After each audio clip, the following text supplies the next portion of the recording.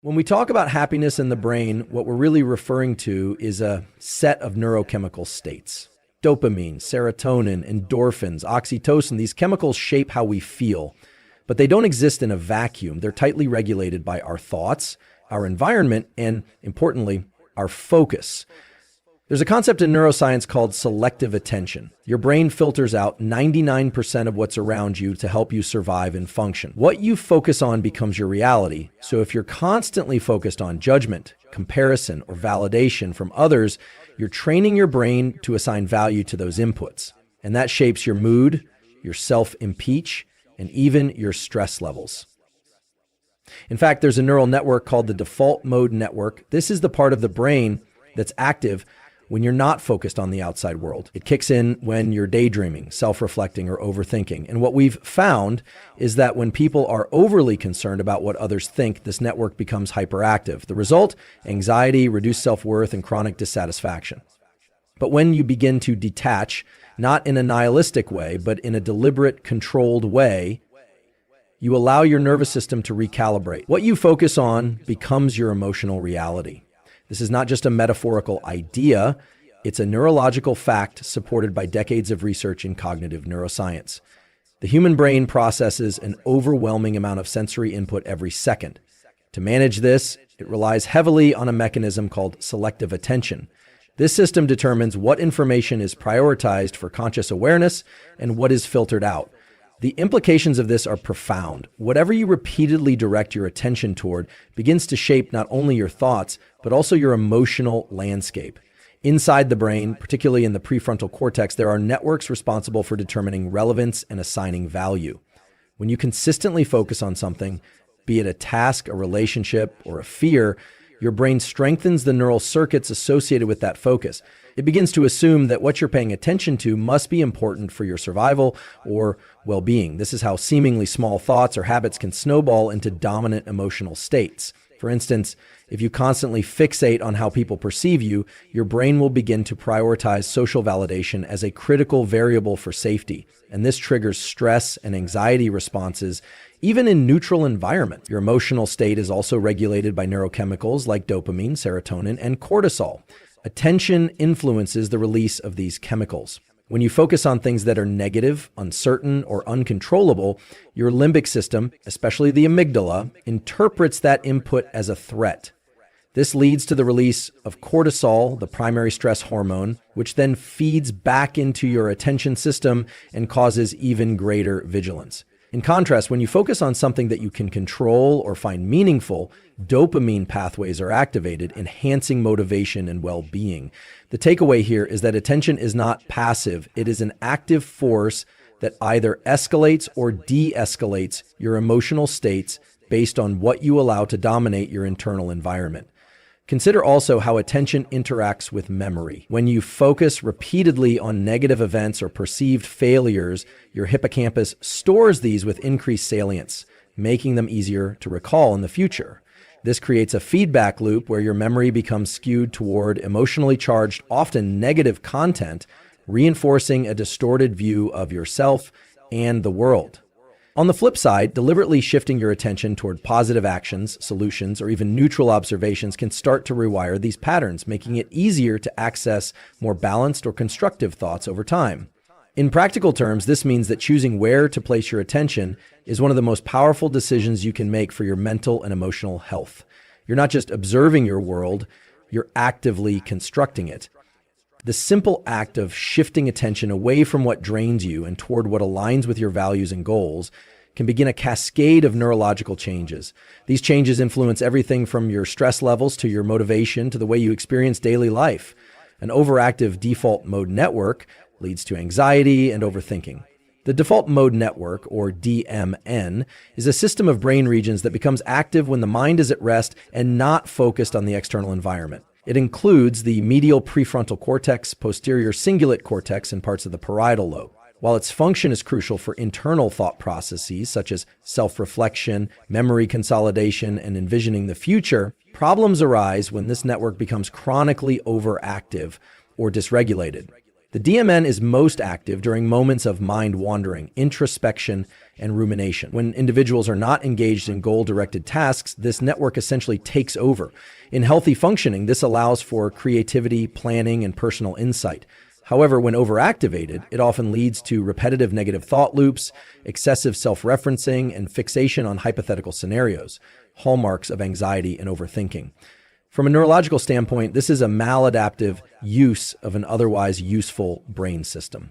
Studies using functional MRI scans have shown that individuals with anxiety disorders, depression, and high stress levels often display elevated baseline activity in the DMN. This hyperactivity is associated with intrusive thoughts, an inability to disengage from internal dialogue, and a tendency to dwell on perceived failures, social comparisons, or potential future threats.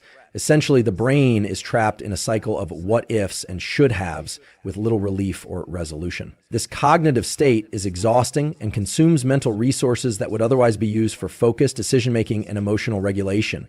What makes this even more compelling is how the DMN interacts with the limbic system, particularly the amygdala. When overactive, the DMN can feed emotionally charged content into the amygdala, which interprets it as a threat. This activates the sympathetic nervous system, increasing cortisol levels and reinforcing a state of hypervigilance. In other words, an overactive DMN doesn't just affect your thoughts, it alters your physiology, creating a body-wide stress response, even in the absence of external danger. From a behavioral perspective, people experiencing an overactive DMN tend to become less present and more reactive. They may struggle to engage fully in conversations, work tasks, or even leisure activities. Their internal narrative becomes louder than the world around them, pulling them into a loop of introspective noise that is difficult to break. This often leads to mental fatigue, irritability, and sleep disturbances, further compounding the problem.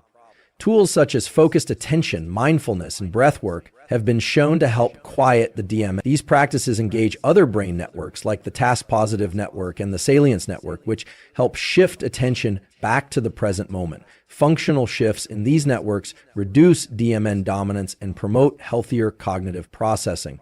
Movement and exercise also play a role by stimulating neurochemicals that inhibit excessive DMN activity and enhance executive function. Ultimately, understanding the role of the DMN gives us insight into why we sometimes feel trapped in our own minds and offers a biological explanation for the patterns of anxiety and mental exhaustion many people experience on a daily basis. Detachment shifts your brain from stress to calm via the autonomic nervous system. The autonomic nervous system is responsible for regulating involuntary physiological processes, including heart rate, respiration, digestion, and arousal. It consists of two primary branches: the sympathetic nervous system, which mobilizes the body's fight or flight response, and the parasympathetic nervous system, which governs rest, recovery, and restoration. When we experience chronic stress or emotional overload, often driven by excessive caring about outcomes, judgments, or uncontrollable situations, the sympathetic branch remains overactive, leading to a range of physical and psychological consequences. Caring deeply about things outside of our control places continuous demand on the brain and body.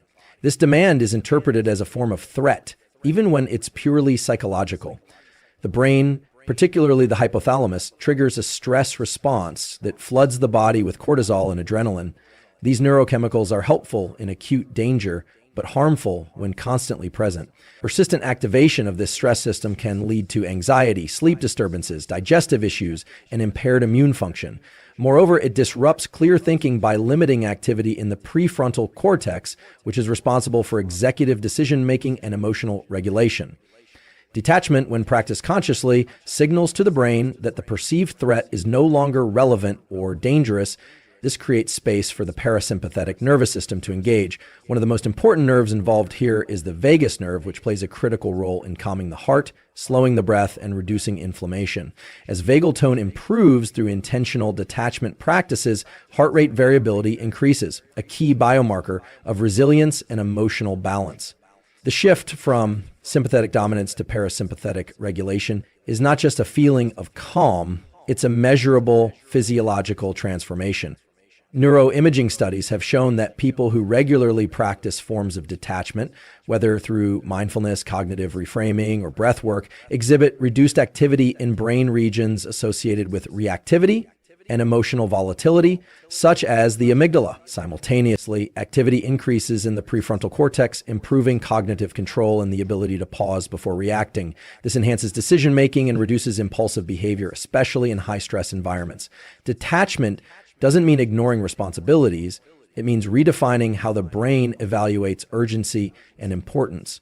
There is also a link between detachment and neurotransmitter regulation. As the parasympathetic system becomes more active, the release of calming neurotransmitters like GABA and serotonin increases.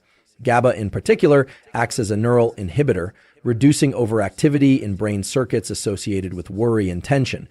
This helps the brain and body move toward a state of relaxed alertness, where energy is preserved, focus is sharpened, and emotional stability is restored. In contrast, constant attachment to outcomes, opinions, or control over others floods the system with dopamine spikes and crashes, creating a roller coaster of emotional highs and lows. The act of mentally stepping back, of creating a cognitive boundary between what is within your sphere of influence and what is not, activates a different mode of being. It is a state in which the brain operates more efficiently, the nervous system becomes more regulated, and the body begins to repair and recharge from the inside out. Reframing helps the brain regain executive control and clarity. The human brain is constantly interpreting and assigning meaning to experiences, and this process is largely governed by the prefrontal cortex, which is responsible for executive functions like planning, reasoning, and decision-making. When we're caught in emotional reactivity or stressful situations, the brain often defaults to habitual thought patterns rooted in fear, threat detection, or past experiences. These automatic responses are typically regulated by subcortical structures like the amygdala. Reframing allows us to interrupt these loops and consciously redirect mental energy toward more constructive interpretations. At the neurological level, reframing engages the top-down control of the prefrontal cortex over the limbic system. This means that instead of letting the emotional centers of the brain dictate our reactions, we use higher-order thinking to reinterpret the situation. This act of cognitive flexibility is associated with increased activity in the dorsolateral prefrontal cortex and decreased activity in the amygdala. The result is a greater sense of emotional regulation, reduced impulsivity, and improved decision-making. It essentially restores balance between the rational and emotional systems of the brain. Reframing also affects how the brain releases and regulates neurochemicals. When we interpret an event as threatening or overwhelming, stress hormones like cortisol and norepinephrine are released, putting the body in a heightened state of alert. However, when we successfully reframe a challenge as an opportunity for growth or learning, we activate reward pathways that release dopamine. This not only shifts our mood, but also increases our motivation and ability to act with purpose. In this way, reframing is not about denial or forced positivity. It is about changing the brain's internal chemistry through deliberate reinterpretation. One of the most powerful aspects of reframing is that it builds psychological resilience over time. Each time you consciously reinterpret a stressful or negative event, you strengthen neural pathways associated with cognitive control and emotional regulation. This neuroplasticity makes it easier for the brain to default to more balanced thinking in the future, reducing the grip of automatic negative thoughts. Reframing doesn't eliminate difficulty, but it reduces the emotional charge associated with it, which in turn makes it easier to move forward without being paralyzed by fear or uncertainty. From a behavioral standpoint, reframing also increases our tolerance for discomfort.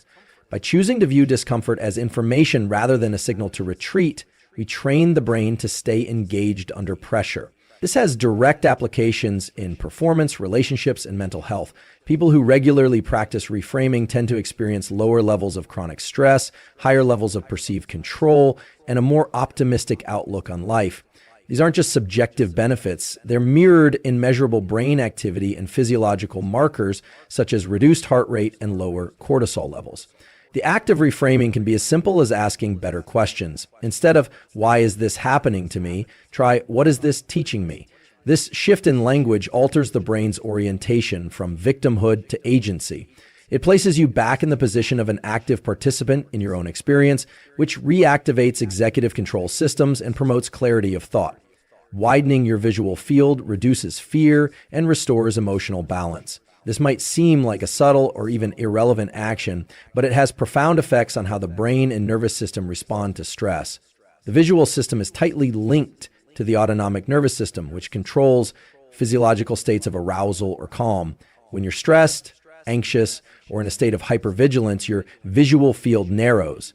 This is an evolutionary adaptation designed to help you focus on potential threats. The pupils constrict and your gaze locks onto a specific point in space, usually straight ahead or slightly downward, which activates a sympathetic response in the body.